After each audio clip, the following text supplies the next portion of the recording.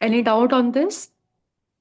सो कुछ स्पेसिफिक है क्या कि ये लोन्स इन्वेस्टमेंट गारंटी किसी स्पेसिफिक व्यक्ति को ही दिया होगा तो ही हम यहाँ पर रिपोर्ट करेंगे? नहीं, it can be any one, right? अब देखो स्टार्टिंग के पॉइंट में उन्होंने लिखा था it can be a secured और unsecured loan, it can be to any company, to firm, to LLP, to partnership firms और to any other parties.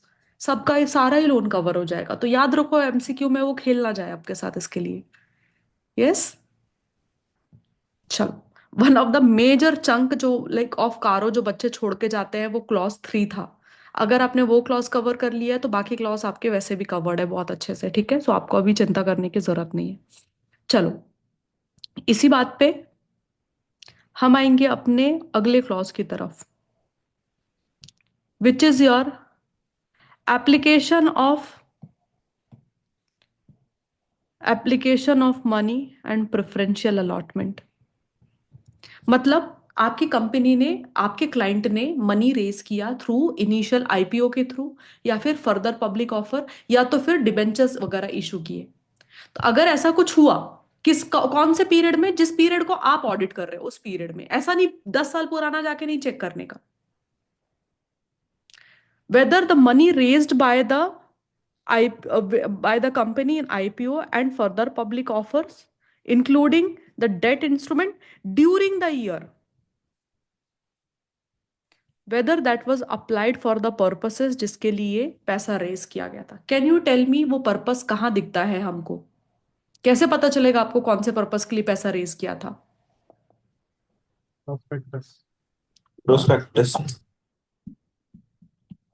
Exactly.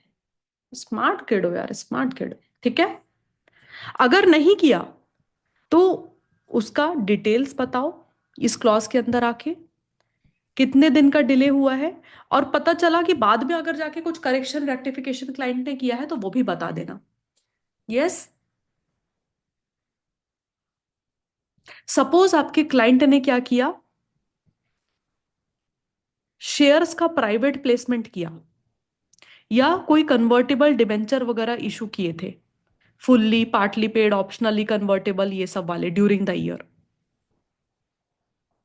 अगर आपके क्लाइंट ने कुछ प्रेफरेंशियल अलॉटमेंट किया या प्राइवेट प्लेसमेंट ऑफ शेयर्स किया है या डिब कन्वर्टेबल डिबेंचर किया है, तो आपको दो चीजें देखनी है। एक तो कंपनीज एक्ट का सेक्शन 42 एंड सेक्शन 62 का रिक्वायरमेंट फुलफिल किया होना चाहिए, एंड जो पैसा रेज किया है वो उसी पर्पस के लिए यूटिलाइज होना चाहिए जिसके लिए उन्होंने वो फंड रेज किया था। अगर नहीं हुआ है तो then you have to just report the amount and क्या नेचर ऑफ नॉन कंप्लायंस किया है उन्होंने। सो पहला वाला पॉइंट किसके लिए था? IPO FPO. दूसरा था प्रेफरेंशियल अलॉटमेंट प्राइवेट प्लेसमेंट के लिए। दोनों जगह एक चीज कॉमन थी कि जो मनी रेज्ड है वो पर्पस के लिए नहीं यूटिलाइज किया गया, तो क्यों नहीं किया गया, क्या नॉन कंप्लायंस है, आपको वो बताना है। सिर्फ प्रेफरेंशियल अलॉटमेंट के केस में प्रेफरेंशियल अलॉटमेंट जो अलाउड होता है वो सर्टेन कंडीशंस के सेटिस्फैक्शन पे होता है, और वो सर्टेन कंडीशन सेक्शन 42 से section 62 of the companies act में दिए हुए हैं। आपको सिर्फ इतना ये क्लॉज के अंदर सिर्फ ये बताना कि वेदर द कंपनी ने उस सेक्शन के साथ में कंप्लाई किया है या नहीं। Yes, no, easy. अरे एकदम इजी यार। तुम लोग अगर पीपीई और इन्वेस्टमेंट क्लॉज 3 और क्लॉज 1 सर्वाइव कर सकते हो तो you can survive anything. Done.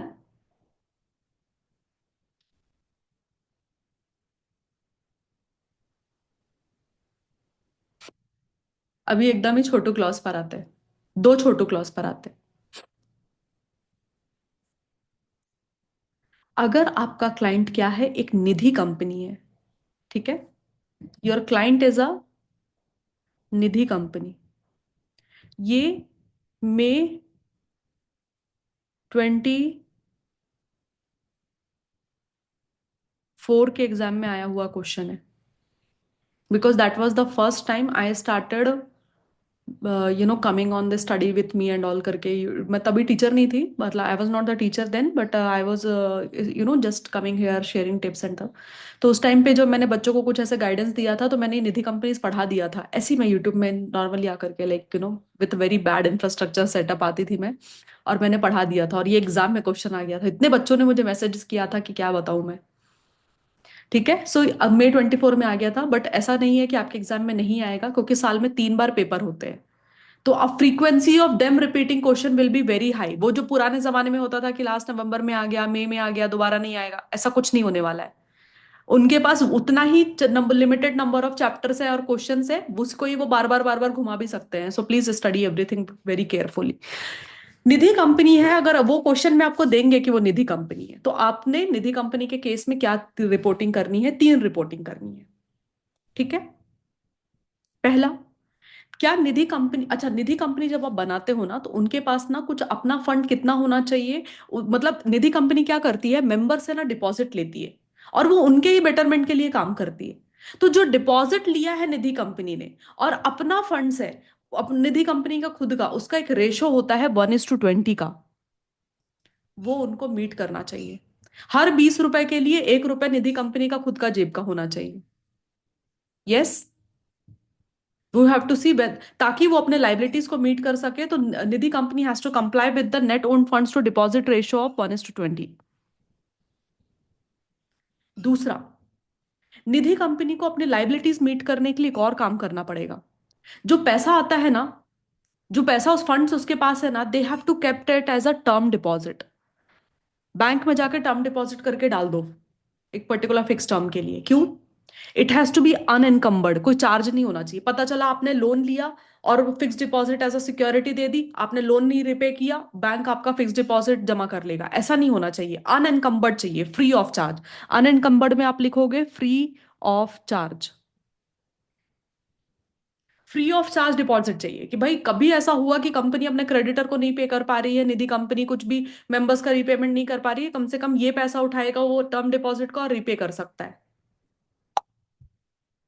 अभी निधि कंपनी क्या करती है, मेंबर से डिपॉजिट लेती है, तो डिपॉजिट क्या करना पड़ेगा उनको? Repay.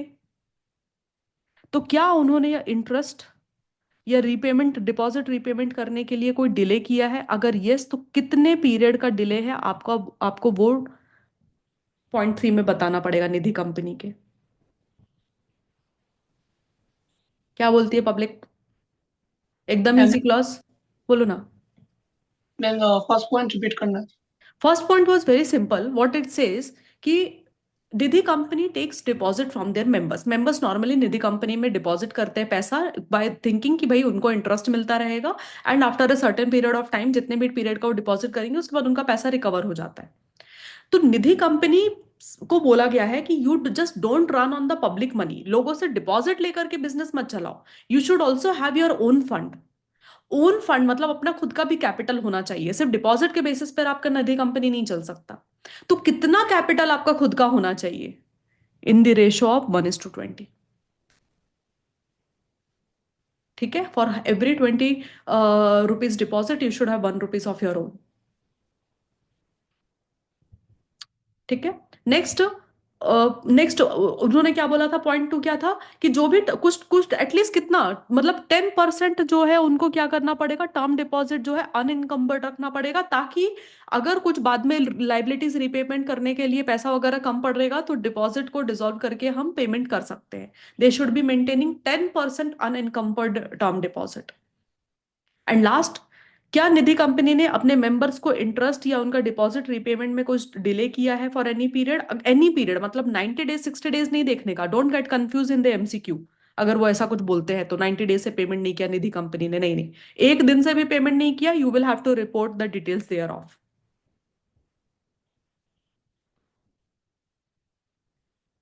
This was clause 12। Clause 3, investment guarantee security, loans and advances. Clause 10, application of money and preferential allotment. Clause 12, Nidhi companies. Clause 13 एकदम ही हलवा। सिर्फ इतना देखना है कि यदि आपके क्लाइंट ने रिलेटेड पार्टी के साथ में ट्रांजैक्शन किया है, तो रिलेटेड पार्टीज के ट्रांजैक्शन का ऑडिट आप कौन से स्टैंडर्ड में करते हो? 550 5 50 50 550। सो 550 में तो 550 में जो आईसीआई ने बोला उसके हिसाब से तो आप ऑडिट करोगे ही करोगे। हाथों हाथ कारों के हिसाब से कंपनीज एक्ट का 177 एंड 188, ये दो सेक्शंस का कंप्लायंस हुआ है नहीं हुआ है वो चेक कर लेना। इसके लिए आपको वो सेक्शन में जाके पढ़ने की जरूरत नहीं है, ठीक है। I am telling this to you, don't go into companies act sections and read this. Definitely related party transaction कैसे होने चाहिए उसके बारे में कुछ कंडीशंस दिए होंगे, किन के साथ कर सकते हैं नहीं कर सकते, all of that will be given. वो हमको जाके पढ़ना नहीं, लेकिन हमको सिर्फ सेक्शन याद रखना है। क्या रिलेटेड पार्टी के साथ में ट्रांजैक्शन हुआ तो कंपनी ने सेक्शन वन मतलब 177 188 का कंप्लायंस किया है या नहीं किया है, ठीक है। दूसरा, अकाउंटिंग स्टैंडर्ड। कौन से अकाउंटिंग स्टैंडर्ड की बात कर रहे हैं? अकाउंटिंग AS स्टैंडर्ड के अकॉर्डिंगली वो सारे इंफॉर्मेशन जो है फाइनेंशियल स्टेटमेंट में डिस्क्लोज करना चाहिए। AS 18 80 easy.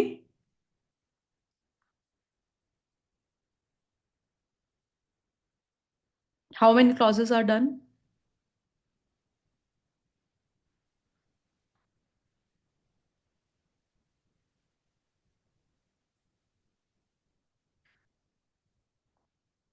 Clause 15 is pending. Ma'am. बोलो।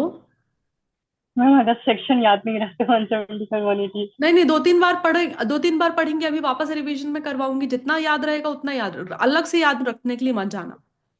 मतलब don't spend time extra on कारो, क्योंकि क्या होता है ये जो बहुत छोटे छोटे क्लॉजेस होते हैं ना वो बहुत बार आते नहीं एग्जाम में। एग्जाम में they will ask CARO at least for 3 marks, तो एटलीस्ट 3 मार्क्स लिखने का कंटेंट भी तो होना चाहिए ना। So I see will not ask like very simple ones, they will ask those CARO clauses जिसमें एटलीस्ट 3 पॉइंट्स अच्छे पॉइंट्स लिखने के लिए है। तो don't spend time on learning the sections a lot. 5 are pending. 5 में से जो बचा हुआ सबसे बड़ा वाला है वो कंप्लीट करते हैं पहले। That is your clause 16, important है।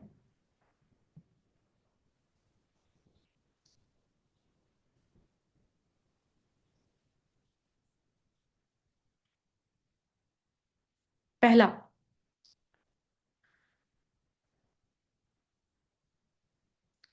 This is towards the NBFC. NBFC वगैरह जो एंटिटीज रहती है ना, NBFC, HFC, housing finance company, ये उनके लिए है ये क्लॉज। क्यों बनाया है उन्होंने? बोला देखो आपको एनबीएफसी एचएफसी वगैरह का काम करना है, करो, कोई दिक्कत नहीं है, लेकिन आरबीआई से सर्टिफिकेट ले लो। अगर आपका client NBFC housing finance company वगैरह है, so please ensure करो that they whether they are registered with RBI under section 45 IA or not, and this is something you have to remember it, हाँ, ये remember करना exam के लिए। RBI act के 1934 के कौन से वाले पार्ट के लिए बोला है इसने, कौन से वाले सेक्शन में बोला है? 45 आई है। 45 IA, याद रखो, ठीक है। अगर हाँ उनको रजिस्ट्रेशन का रिक्वायरमेंट था तो क्या उनको रजिस्ट्रेशन मिल चुका है? फर्स्ट पॉइंट में सिंपली ये बताना है। Second point says whether your client has conducted any NBFC or housing finance activities without obtaining a valid certificate of registration from the RBI as per the Act. Point 1 and point 2 एकदम चाचा भतीजे वाला point है वो।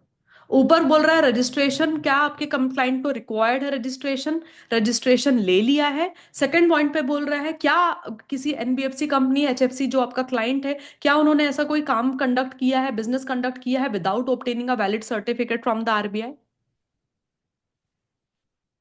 Yes. Point 3 and 4 भी आपस में related है। एनबीएफसीज वाले जो इस तरह के जो फाइनेंशियल इंस्टीट्यूशन होते हैं ना, उसमें एक तरह की एंटिटी होती है जिसको बोला जाता है कोर इन्वेस्टमेंट कंपनी। ये कोर इन्वेस्टमेंट कंपनी क्या होती है मैं आपको बताती हूँ। जैसे कि रिलायंस है, अभी it's a big group, right. Reliance group के अंदर खुद के उनके 200 कंपनीज होंगे, ठीक है। We are taking a ball park number, 200 companies है रिलायंस में। और ये सारे कंपनीज अपना खुद का एसबीयूज है, they are earning good amount of money. कोई रिलायंस ट्रेंड बिजनेस में है, कोई ऑयल पेट्रोलियम में है, कोई जियो में है, कोई डिज्नी हॉटस्टार, रिलायंस हॉटस्टार, ये सब जियो हॉटस्टार में है, अपना अपना एसबीयू चालू है उनका। They are all earning money, they all have certain amount of money. So they are like कि यार हमको अपना पैसा इन्वेस्ट करना है, हम इन्वेस्ट करना चाहते हैं दूसरे कंपनीज के शेयर में ताकि हम रिटर्न्स कमा सके. मुकेश अंबानी जी बोलते हैं कि किसी दूसरी म्यूचुअल फंड कंपनी को, किसी और स्टॉक ब्रोकर को पैसा देने की जगह एक काम करते हैं, अपना खुद का इन्वेस्टमेंट कंपनी ओपन कर लेते हैं. सब लोग सारा अपना अपना एक्सेस फंड ये वाली एंटिटीज को देंगे.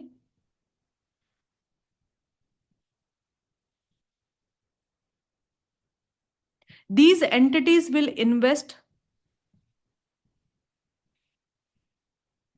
money outside and will get ROI on investment. सो अपना पैसा इन्वेस्ट करने का कितना अच्छा तरीका है ना, कि किसी और स्टॉक ब्रोकर को क्यों देने की क्या जरूरत है, किसी और को, मतलब स्टॉक ब्रोकर नहीं, किसी और इन्वेस्टिंग कंपनी को देने की क्या जरूरत है. एक काम करते हैं ना, अपने ही खुद के CIC बना लेते हैं. ये CIC को पैसा देंगे, ये लोग इन्वेस्ट करेंगे. ये CIC किसी और से पैसा नहीं लेंगे. ऐसा नहीं कि टाटास का पैसा ले रहे, इन्फोसिस का पैसा ले रहे. No no no no no. अपने ही ग्रुप कंपनी का पैसा लेंगे, उसको इन्वेस्ट करेंगे, रिटर्न कमा के देंगे. ठीक है. सो आप देखो कि whether your client is a CIC as defined under RBI act. अगर है तो whether your client is still fulfilling the criteria of being calling a CIC. अगर आपके क्लाइंट को कोई एग्जम्पशन मिला है RBI एक्ट के अंदर टू बी फॉर रजिस्ट्रेशन, तो क्या आपका क्लाइंट अभी भी वो क्राइटेरिया फुलफिल कर रहा है क्या? And the last point says, अगर आपके ग्रुप के पास में more than one how many CICs मैंने रिलायंस में आपको दिखाए थे? 2. सो ऐसा हो सकता है कि दो से एक से ज्यादा भी CIC हो. सो अगर ऐसा कोई ग्रुप है जिसके पास एक से ज्यादा CIC है, तो आपको इंडिकेट करना है कि टोटल कितने CIC है इस ग्रुप के पास में.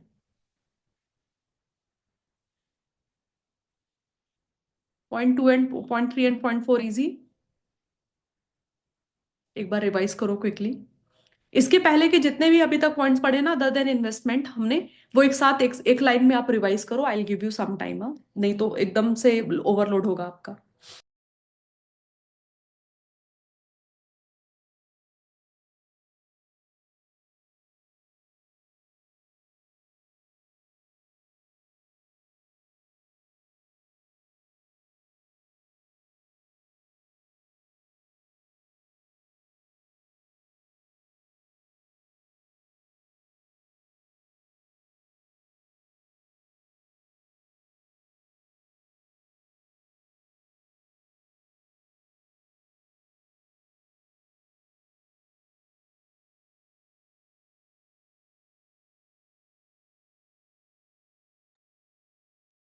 मेन साउंड नहीं आ रहा. I am so sorry.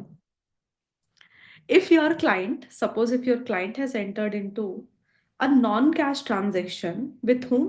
With the director or any person connected with the director. Director के रिलेटिव्स, डायरेक्टर का दूसरा कंपनी, पार्टनरशिप फर्म का पार्टनर, एनीवन. ठीक है. सो अगर पहली बात तो आप चेक करो कि क्या उन्होंने उसके साथ में कोई नॉन कैश ट्रांजेक्शन किया है. सवाल है कि नॉन कैश ट्रांजेक्शन क्या है. In order to get the services of the director, you had promised a something in kind. आप कैश में नहीं दे रहे. Or you are indulging into buying anything from the director in return of something else. Right? Any non-cash transaction, like it is a barter system where the cash is not involved. So वहां पर क्या होता है, सबसे बड़ा डर पता है क्या होता है? अपने कंपनी के असेट्स मिस एप्रोप्रिएशन का डर होता है. ठीक है.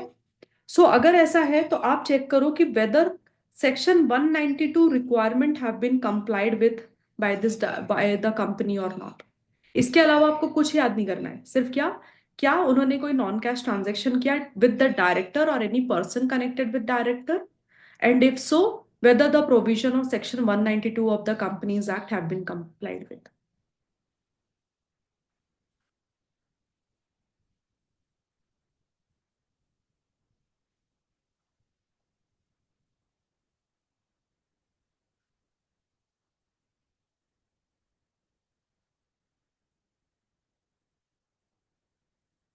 Done. Now which clause is pending?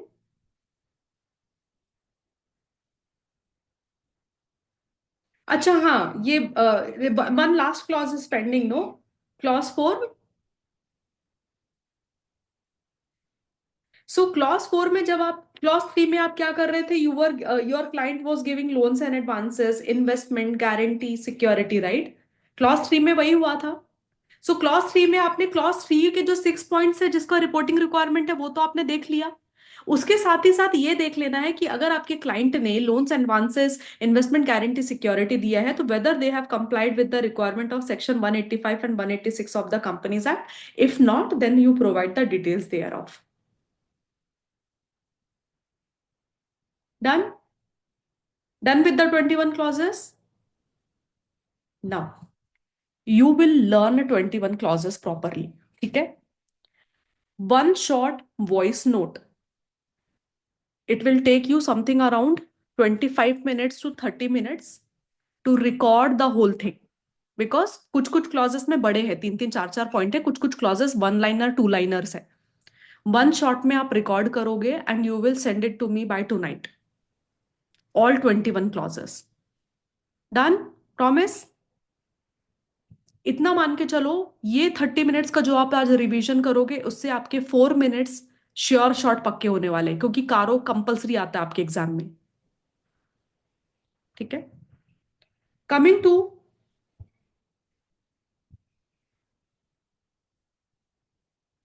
कारो का रिपोर्टिंग सारे ही कंपनीज के ऑडिट में करना है क्या? नहीं, क्योंकि सबको एप्लीकेबल नहीं होता है. सो कौन से क्लाइंट का ऑडिट करने के टाइम पे आपको कारो ध्यान रखना है? अगर आप किसी बैंकिंग कंपनी का ऑडिट कर रहे हो, कोई जरूरत नहीं है आपको कारो रिपोर्ट करने की. अगर आप इंश्योरेंस कंपनी का ऑडिट कर रहे हो, ये 21 क्लॉजेस में रिपोर्टिंग नहीं रिक्वायरमेंट है. अगर आप किसी ऐसी कंपनी का ऑडिट कर रहे हो who is directed, who is licence to operate under section 8 of the companies act, जरूरत नहीं है आपको. आप किसी 1% कंपनी का ऑडिट कर रहे हो या किसी स्मॉल कंपनी का ऑडिट कर रहे हो as defined in section 2 subsection 85, आपको कारो का रिपोर्टिंग करने का जरूरत नहीं है.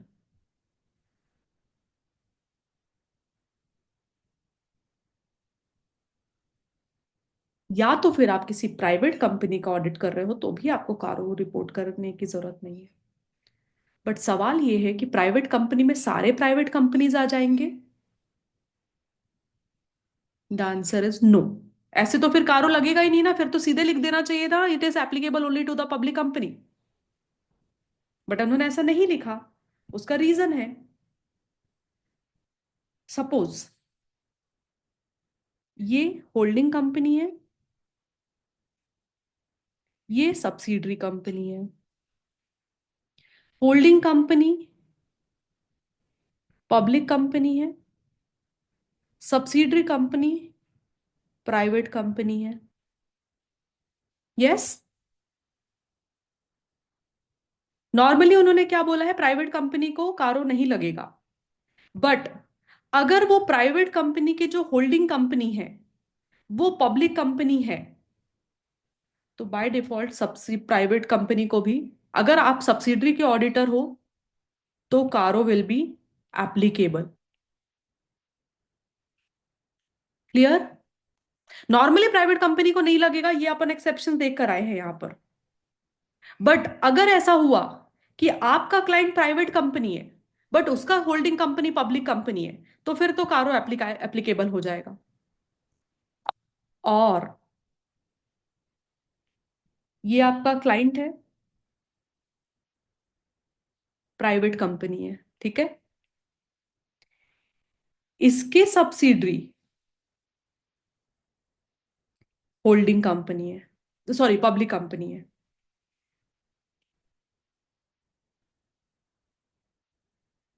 अगर ये कंपनी होल्ड पब्लिक कंपनी है तो इसको तो कारो लगेगा ही लगेगा. उसके चलते आपको भी कारो एप्लीकेबल हो जाएगा even though you are a private company. Clear? So उन्होंने जब एक्सेप्शन डाला ना प्राइवेट कंपनी का, तो वहां पर क्या लिखा? नॉट बीइंग अ सब्सिडरी और holding company of a public company. क्योंकि अगर आप पब्लिक कंपनी के होल्डिंग या सब्सिडरी हुए पहले होल्डिंग यहां पर, सब्सिडरी यहां पर, तो कारो तो एप्लीकेबल हो जाएगा दोनों केसेस में। यस, ये पॉइंट क्लियर हुआ। दूसरा एक्सेप्शन, अगर आप प्राइवेट कंपनी हो,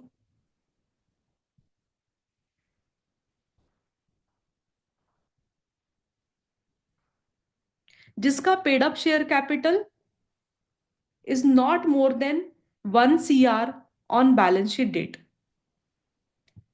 paid up capital not more than 1 CR on 31st March, ठीक है, और which does not have its total borrowing exceeding 1 CR from any bank or financial institution at any point of time। borrowing कितना?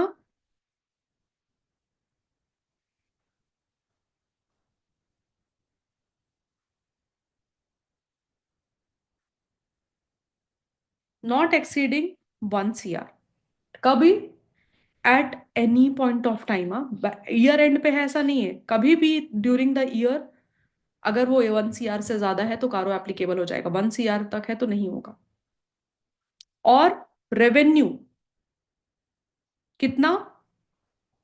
Including the revenue from the discontinuing operation exceeding 10 crores in financial year.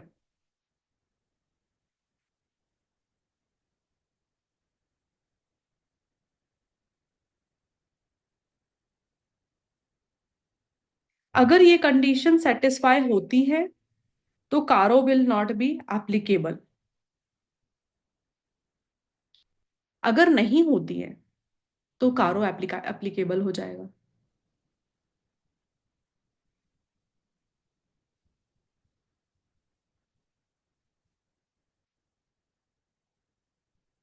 Ma'am तीनों satisfy होनी चाहिए।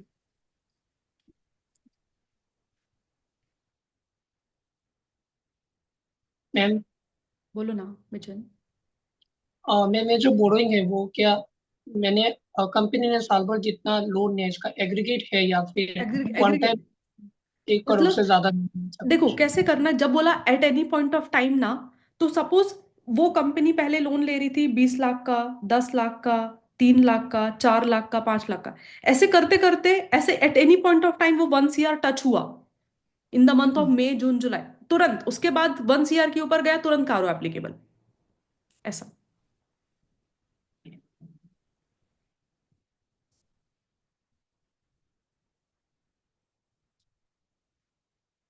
ठीक है। Now मैंने आपको दो चीजें बोली है, ये वन शॉट में पूरा याद नहीं होता है एप्लीकेबिलिटी ऑफ कारो, आप इसको लर्न करोगे, ठीक है, प्राइवेट कंपनी वाला specially, in form of a flow chart. जैसे आपको कल मैंने बोला 710 का फ्लो चार्ट बनाओगे, वैसे एप्लीकेबिलिटी का फ्लो चार्ट बना के आज आप मुझे भेजोगे। दूसरा, आपको एक चीज और पता करनी है, ये देखो यहां पर एक स्पेस है, यहां पर आपको एप्लीकेबिलिटी का फ्लो चार्ट बनाना है, ठीक है, और उसमें ना एक हिडन चीज थी, उन्होंने क्या बोला था, नॉट बीइंग ओपीसी और अ small company as defined in clause section 2। 85, sorry subsection 80, sorry clause 85 of section 2 है, section 2 subsection 85 है, ठीक है, सब सेक्शन subsection 85। ये स्मॉल कंपनी कौन से कंपनीज होती है आप ये फाइंड आउट करोगे आज, ठीक है, क्योंकि इसके ऊपर ना एग्जाम में क्वेश्चन आता है। अगर कारो की एप्लीकेबिलिटी का क्वेश्चन आया, आप ये मान के चलो इंटर के लेवल पे वो टेस्ट करते हैं ये, ठीक है, इंपॉर्टेंट है, तो वो उसमें ना आपको स्मॉल कंपनी क्या है पहले तो ये ढूंढना पड़ेगा कि स्मॉल कंपनी किसको बोलते हैं, फिर उसके बाद आपको देखना पड़ेगा कि वो स्मॉल कंपनी है, प्राइवेट कंपनी है, कारो एप्लीकेबल होगा या नहीं होगा। तो आप फ्लो चार्ट बनाओगे किसका, प्राइवेट कंपनी का, फिर एक और फ्लो चार्ट बनाओगे कि स्मॉल कंपनी क्या होती है, एंड फिर आप एक कंक्लूजन बनाओगे कि फाइनली स्मॉल कंपनी के थ्रेशोल्ड कंसिडर किया एंड प्राइवेट कंपनी का थ्रेशोल्ड कंसिडर किया, तो फाइनली कौन सी ऐसी एंटिटीज होंगे जिनको कारो एप्लीकेबल नहीं होगा। ये मैपिंग आप खुद करना एक बार, ये तो आपको कंपनीज एक्ट में मिल जाएगा, स्मॉल कंपनी के डेफिनेशन। प्राइवेट कंपनी का तो बुक में ही दिया हुआ है। आप दोनों को कंबाइन करके एक फ्लो चार्ट बनाओगे, that is your homework and that you will send me, ठीक है। कल उसके बारे में मैं एक बार फाइनल डिस्कशन करूंगी ना। कारो में क्या कौन से क्लॉज में डाउट है? Let's spend some time and I clear your doubts. मुझे बताओ।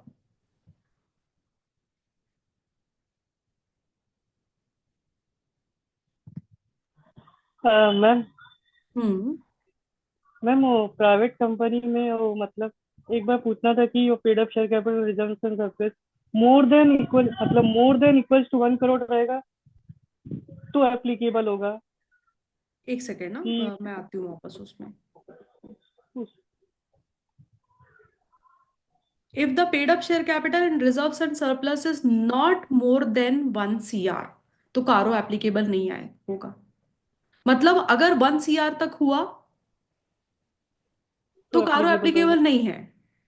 इट इज एक्सीडिंग 1 CR तो कारो एप्लीकेबल हो जाएगा। एक्सीडिंग अप टू पढ़ना है तीनों केसेस में। ये इसमें डाउट है। सॉरी। ओके।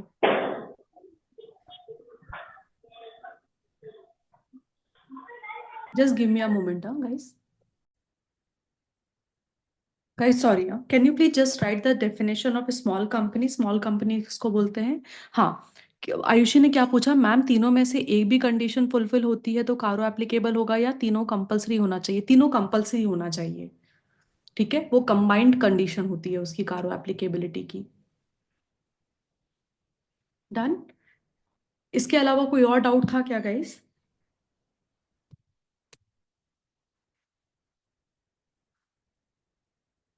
नहीं? ठीक है। सो आज के सेशन के लिए इतना ही है। And tomorrow I want to, tomorrow we will have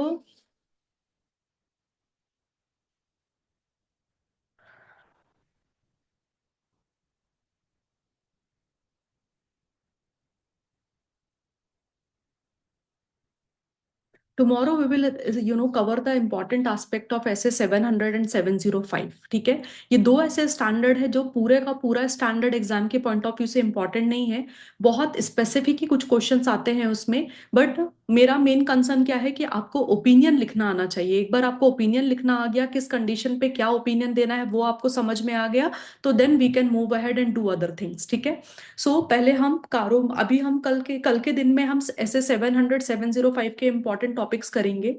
and परसों से मेरा फोकस ना, for 2 days I will be focusing on bank audit, ठीक है। आपके रीसेंट एग्जाम के पॉइंट ऑफ व्यू से अगर देखा जाए तो बैंक ऑडिट इंपॉर्टेंट है, वो एमसीक्यूज में भी काफी कुछ कवर कर लेते हैं, ठीक है।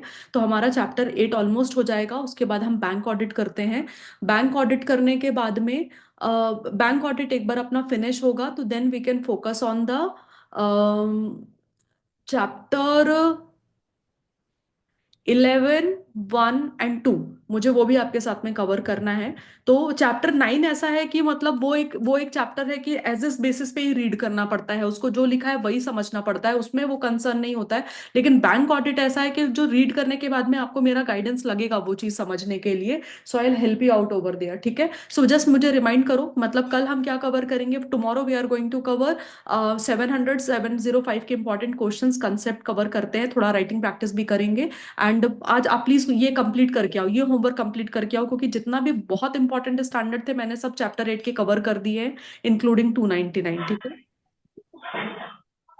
Done guys? मैम बोलो ना। मैम ये कारो के 2 क्वेश्चन में डाउट था हाँ बोलो ना। क्वेश्चन नंबर 54 और 51।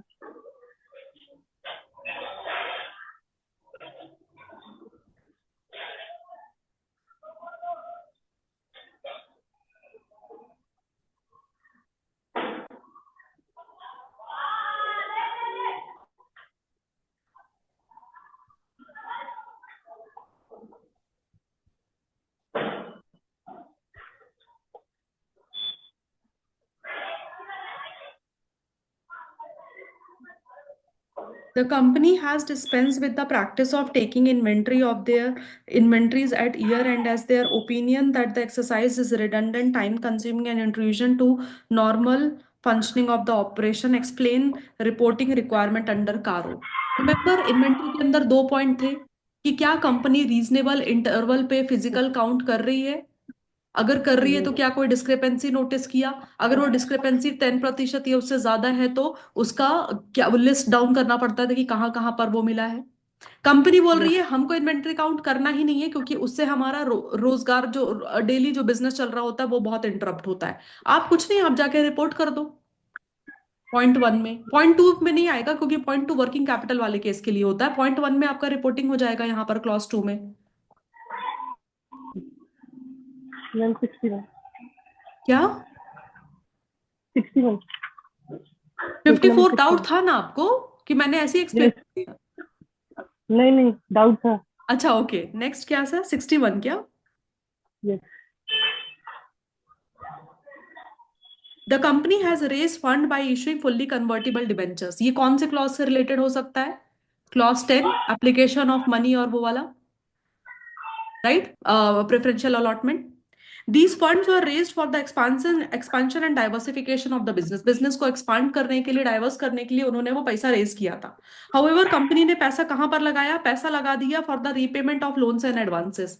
रिमेंबर आपने उसके अंदर पॉइंट टू पढ़ा था कि अगर कंपनी ने कोई भी पैसा रेज किया है, point one and point one पढ़ा था जब कंपनी ने पैसा रेज किया हुआ है एंड वो रेज करने के बाद में उन्होंने किसके उस पर्पस के लिए इन्वॉल्व नहीं यूज नहीं किया जिस पर्पस के लिए पैसा रेज किया हुआ था, तो then in that case you will have to report क्या नॉन कंप्लायंस किया है उन्होंने क्लॉज 10 के अंदर।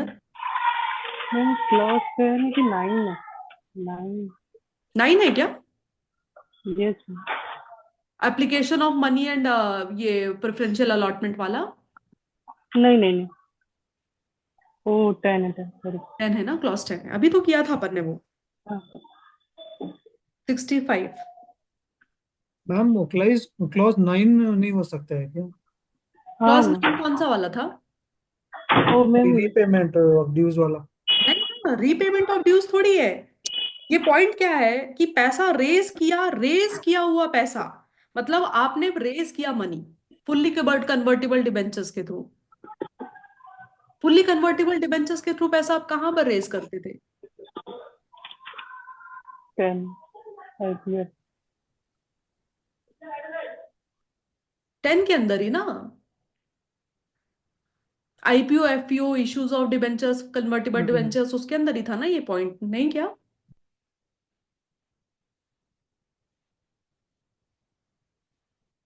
उसमें ही था मैम वो। उसमें ही है। आप क्लॉज क्लॉज 9 के जो पॉइंट्स है उसमें कंफ्यूज हो जाओ, मतलब उससे कंफ्यूज मत करो। वो लोन्स एंड एडवांसेस लोन्स के केसेस में था कि आपने रिपेमेंट ऑफ ड्यूज के जगह, मतलब आपने टर्म लोन लेकर के किसी और जगह डाइवर्सिफाई कर दिया पैसा, short term funds long term जगह इन्वेस्ट कर दिया, that those are different points.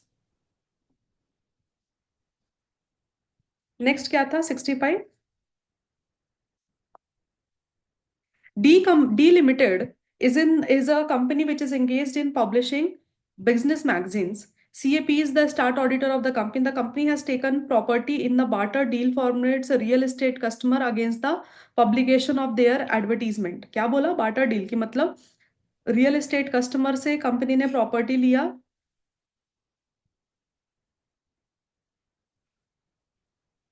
Company क्या काम करती है? बिजनेस मैगजीन पब्लिश करती है और बोला कि एक काम करो, मुझे प्रॉपर्टी दे दो और बदले में मैं क्या करूंगा, तुम्हारा प्रॉपर्टी का एड जो है वो अपने मैगजीन पे पब्लिश करूंगा। Okay, the property obtained during the years through such barter deal have been considered in the books of account on the basis of possession letter only and have been included in the PPE in the financial statement। एक second, ये क्या है? कौन सा asset है? Property, immovable property, ठीक है। Clause 1, consider this matter of such importance that the fundamental for the you, अरे बाप रे, उन्होंने सब चैप्टर 8 लगा दिया है क्या इसके अंदर? Fundamental to the user understanding, CAP has decided to communicate the same in his report. CAP seeks your guidance in the report. ये कारो का क्वेश्चन नहीं है, ये क्वेश्चन किस चीज का है आप मुझे बताओ।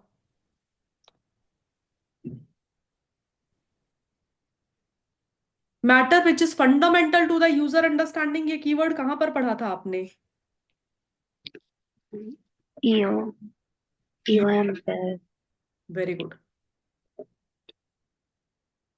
ईओएम पैरा में रिपोर्टिंग होगा इसका।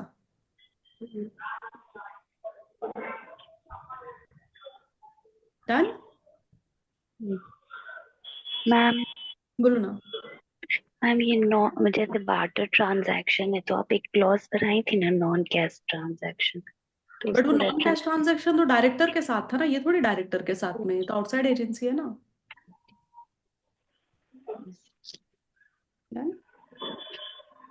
मैम ऐसे 710 के रिलेटेड जो 3 क्वेश्चन है वो खुद से राइट करें। हाँ ना, वो तो अपन ने क्लास में ही कवर कर लिया था ना। कहाँ है 701? देखो क्वेश्चंस मैं आपको वापस बताती हूँ, वो बहुत इजी क्वेश्चंस ही थे एक्चुअली अपन ने क्लास में। हाँ, इसके तो ऑलरेडी आंसर्स भी इसमें दिए हुए हैं, बट ये हमने ऑलरेडी डिस्कस भी कर लिया है कि they are easy only purpose of key audit matters and all. मैं तो रादर बोलूंगी लिखने से भी ज्यादा आप सिर्फ थोड़ा सा याद कर लो, मेरे ख्याल से वो आप पॉइंट्स आपको मैम याद आ 710 जाए। 710 अच्छा 710 बोल 7। रहे हो क्या? 710 के तो दो आंसर अपने लिखे हुए थे, सिर्फ एक ही आंसर लिखना था ना उसका। किधर है, किस पेज नंबर पे है? 8.12।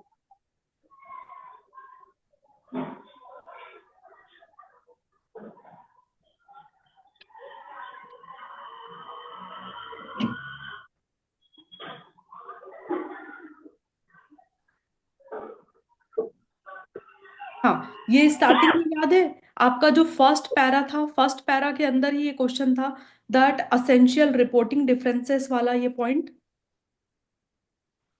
ये आपको 710 डायरेक्टली आप यूज करके लिख पाओगे।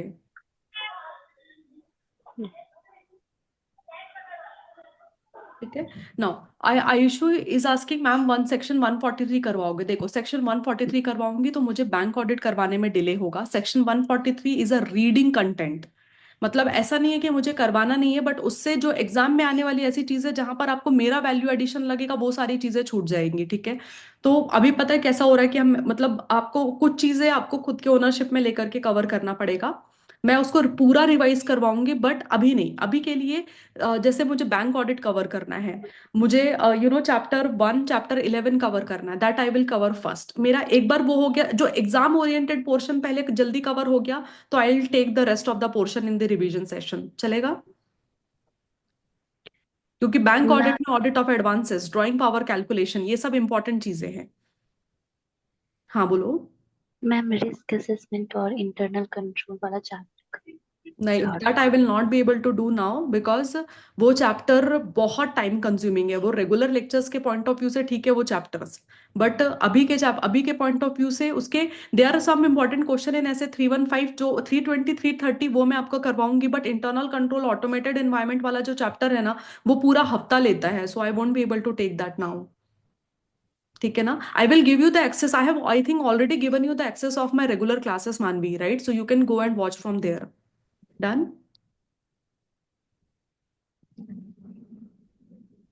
ठीक है। Anybody who feels that they want certain topics to be covered, मतलब जैसे 143 कवर करना है एंड ऑल ऑफ दैट, अगर आपको मतलब मैंने ऑलरेडी कवर करके रखा हुआ है ये सारी चीजें, so if you want I can give you the access of my regular lectures, आप वहां से भी कवर कर सकते हो। बट मुझे मतलब गिव मी द टाइम, ये जो 5 5 6 7 8, अभी क्या टाइमिंग है? 5 6 7 8, ये कुछ दिन मेरे को चाहिए है to cover your till 9th of April। I need that time to cover your बहुत ज्यादा एग्जाम ओरिएंटेड पोर्शन। ठीक है, जिसमें आपका बैंक ऑडिट, आपका चैप्टर 11 के क्वेश्चंस, चैप्टर 1 2 के क्वेश्चन, चैप्टर 3 के ऐसे 315 320 330 वाले क्वेश्चंस, ये सब जो मैं कवर करवा दूंगी ना एक बार, तो then I will be in a mood कि यार चलो बाकी भी एक्स्ट्रा पढ़ लेते हैं कवरेज के पॉइंट ऑफ व्यू से। चलेगा पब्लिक? क्या बोलते हो बच्चा party?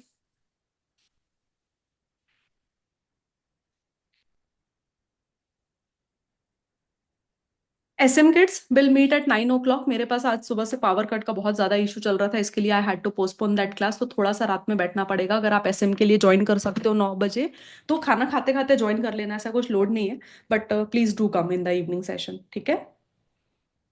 All right, I will relieve you now. मुझे CA फाइनल की क्लास की तैयारी करनी है। ठीक है। चलो bye bye bye everyone. Have a nice rest of the day. Bye.